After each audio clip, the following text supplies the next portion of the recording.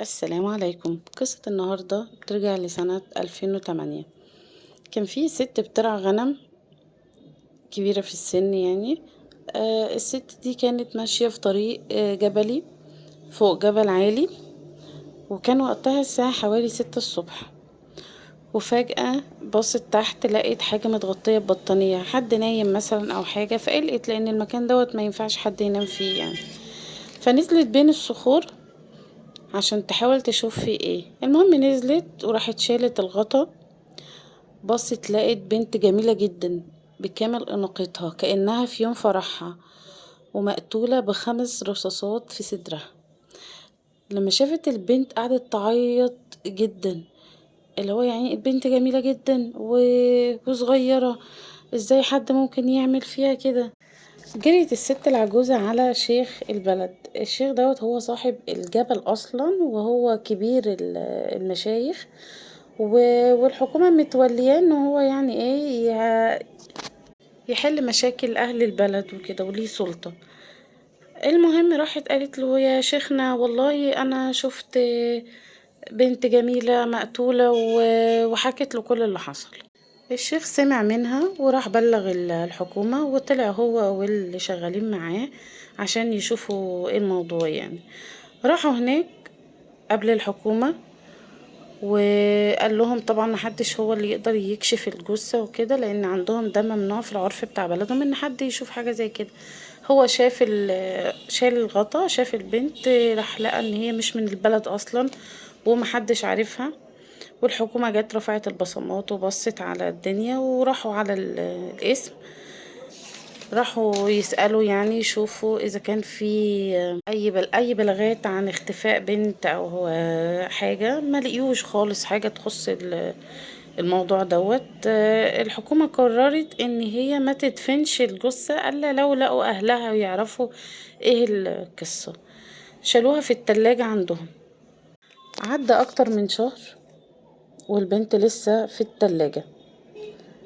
المهم في حارس عند الشيخ بيحرس الجبل دوت، راح للشيخ وقال له: والله يا شيخنا انا عايزه اقولك على حاجه، بس تديني الامان وانا هحكي لك كل حاجه.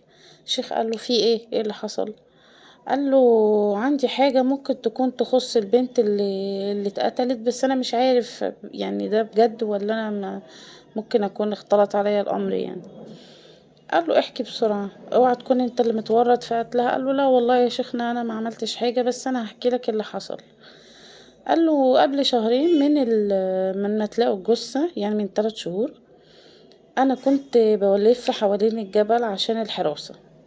لقيت عربية وقفت في الطريق ونزل منها بنتين، والعربية مشيت. انا كنت مستغرب ازاي بنتين لوحدهم في الطريق دوت وينزلوا ويقفوا في مكان مقطوع زي دوت. رحت واخد سلاحي ورحت عندهم عشان أأمن نفسي واشوف في ايه. لقاهم بيعيطوا جامد جدا. فقلت لهم: في ايه اللي جابكم هنا؟ قالوا له: والله احنا كنا مخطوفين، واللي خطفنا رمانا هنا واحنا ما نعرفش اي حاجة يعني. فاداهم الامان يعني، وشال السلاح وقال لهم: خلاص ما تعيطوش. وقال لهم: عمل فيكم حاجة؟ قال لهم: لا والله احنا ما حدش لمسنا ولا جه جنبنا، احنا كنا متخدرين وفجأة فوقنا راحوا نزلونا من العربية على طول. هو اللي عمل كده بيقول لنا ان كل غرضه ان اهلنا لما يعرفوا وابونا يعرف يقتلونا يعني، بيفتكروا ان احنا مثلا ايه، ان حد اغتصبنا او حاجة. المهم الحارس سمع منهم الكلام، قال لهم: خلاص بصوا انا هاخدكم عندي فوق في الغرفة بتاعة الاستراحة بتاعة شيخنا عشان بس ترتاحوا ونحل الموضوع دوت وما تقلقوش يعني. راح جهز لهم الاكل وارتاحوا وقعدوا. قال لهم: احكوا لي بقى انتوا مين؟ قالوا له: والله انا بنت الشيخ فلان الفلاني اللي هو في البلد اللي جنبيكو، ودي بنت عمي، واحنا كنا بنزور واحدة صاحبتنا، وحصل اني دخت وتعبت وقعدت وكده يعني، ومعرفش حاجة، مش فاكرين اي حاجة تاني. فالبنت ادت له الرقم التليفون. هو قال لها: خليكوا هنا انا هتصرف، لان طبعا فوق على الجبل مفيش شبكة، وهو اصلا ما معهوش تليفون الحارس. المهم خد الرقم ونزل من على الجبل، راح اتصل بالشيخ وقال له انت الشيخ فلان الفلاني؟ قال له ايوه. قال له بناتك عندي وفي امان وما تقلقش، وانا هقول لك تجيلي فين، بس يا ريت ما تجيبش معاك ناس كتير عشان خاطر ايه شيخنا ما يعرفش ويحصل لي مشكلة. قال له خلاص انا هجيلك حالا. وطبعا الراجل كان متوتر جدا. المهم جه الجبل، طلع جايب معاه ابنه وابن اخوه. لقى البنات، قال لهم ايه اللي حصل؟ قالوا له والله يا ابونا ما نعرفش اي حاجة. إيه اللي حصل ان حد فجأة لقيناه بينزلنا من العربية وما نعرفش ايه اللي جابنا هنا وكده. طبعا ابوها راجل شيخ وحكيم يعني وذكي جدا، حب يطمن البنات لكن اخوها وابن عمها كانوا متعصبين جدا متشددين، وقعدوا يزعقوا انتوا كنتوا فين؟ ايه اللي عمل فيكم كده؟ انتوا اكيد حصل فيكم حاجة. قالوا والله ما حصل فينا حاجة، اللي اخدنا قال لنا انتوا ممكن اعمل كده عشان خاطر اقهر اهلكم عليكم ويقتلوكم، انا عايزه اذيهم يعني.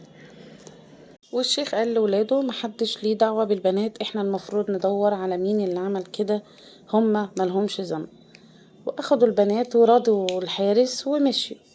الحارس حكى كل ده للشيخ وقال له المفروض كنت حكيت لي الكلام دوت من اول الموضوع عشان نلحق نلم الدنيا. الشيخ راح للحكومة وحكى لهم على كل اللي حصل، وقال لهم انا عايزين الشيخ والبنات الاتنين يجوا دلوقتي عشان نتأكد ان ايه ملهمش علاقة بالموضوع. اتصلوا بالشيخ وقالوا له تعالى انت وبنتك وبنت اخوك عندنا يعني، وقالوا له على العنوان. الشيخ قال لهم حاضر. المهم الشيخ راح وجايب معاه ابنه وابن اخوه. طبعا الضابط استغرب، قال له ازاي يعني انا قايل لك تجيب البنات، جايب لي الولاد ليه؟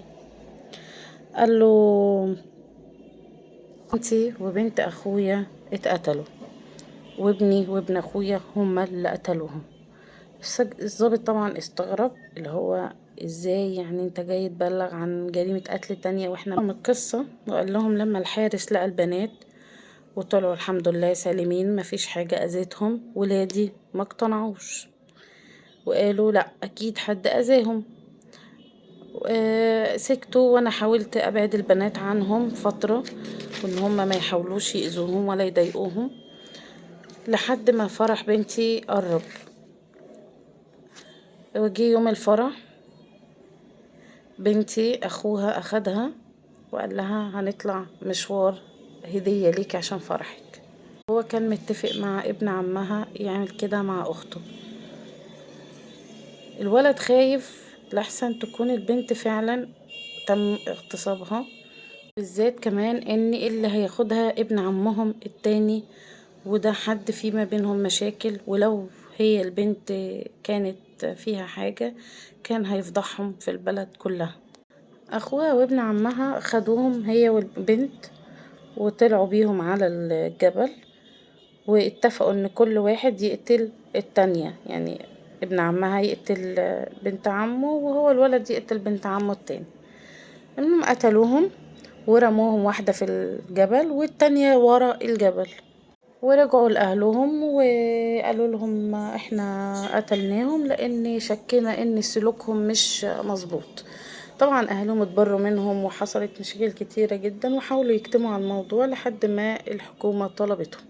كل ده طبعا ولا عارفين مين اللي اخد البنات بالعربية ولا مين اللي حاول يأذيهم ولا اي حاجة. المهم الولاد تم حبسهم 5 سنين بعد عفو اهلهم عنهم، عفو عن حق الدم، وده عرف البلد عندهم. وبعد ما الشباب قضوا مدة ال5 سنين خرجوا. طبعا اهاليهم اتبرت منهم وابوهم قال لهم انا متبري منكم ومش مسامحكم ليوم الدين. فضلوا الشباب يبحثوا ويحاولوا يدوروا مين اللي عمل فيهم كده ودمر عيلتهم وما وصلوش لأي حاجة. في يوم من الأيام كان في واحد في البلد بيشتغل حارس مزرعة كده وعلى الطريق.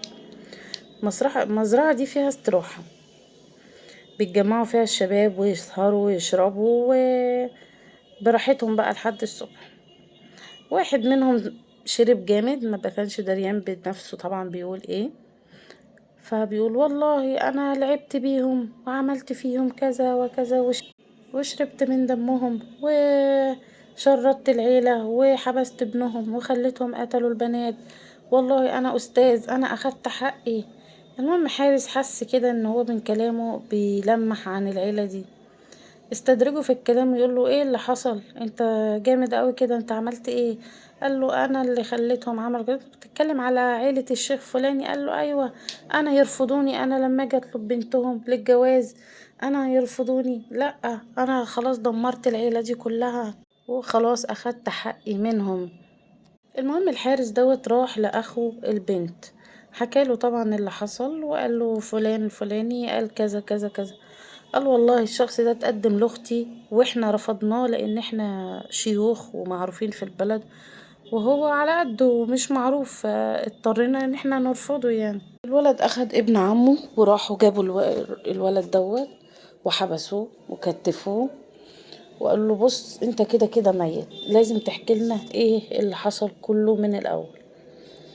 قال له والله انا صاحبة اختك فلانة، انا عشيقها وكده وانا حبيت اخد طاري يعني منكم ان انتوا رفضتوني، اتفقت معاها ان هي تجيب البنتين عندها للعشاء وتديهم منوم، واول ما ياخدوا المنوم ينزلوا على طول عشان الشبهة تبعد عنه.